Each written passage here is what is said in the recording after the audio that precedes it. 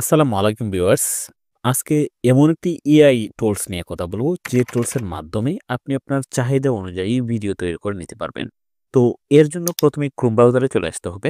Chrome ব্রাউজারে আসার পরে উপরে সার্চ বক্স পাবেন। এখানে লিখবেন ইনভিডিও এআই। এটা লিখে সার্চ করে দিবেন। সার্চ করার সাথে, সাথে দেখেন একটি লিঙ্ক শো করতেছে। এই লিঙ্কে আপনি ক্লিক করবেন।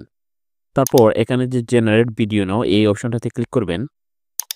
ক্লিক করার সাথে, সাথে এরকম একটি ইন্টারফেস শো করবে। এখন আপনাকে আপনার ফোনে থাকা Gmail দিয়ে একটি অ্যাকাউন্ট ক্রিয়েট করে নিতে হবে। তো এখানে যে জয়েন উইথ গুগল এই অপশনটাতে ক্লিক করবেন। ক্লিক করার সাথে, সাথে আপনার ফোনে থাকা সকল Gmail অ্যাকাউন্ট শো করবে। তো আপনি যেকোনো একটি Gmail দিয়ে অ্যাকাউন্ট ক্রিয়েট করে নিবেন।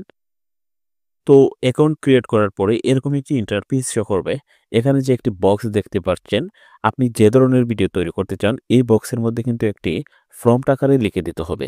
তো যত ভালো প্রম্পট আপনি লিখবেন, তত বেশি ভালো রেজাল্ট আপনি পাবেন।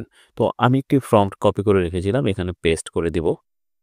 তো আমি পেস্ট করে দিলাম। ফেসবুকে কপিরাইট ভিডিও আপলোড করলে স্ট্রাইক চলে আসে। তো প্রম্পটটি লিখার পরে এখানে যে তীর চিহ্ন আছে, এই চিহ্নতে ক্লিক করে দিবেন। তো কিছুক্ষণ পরে এরকম একটি ইন্টারফেস শো করবে।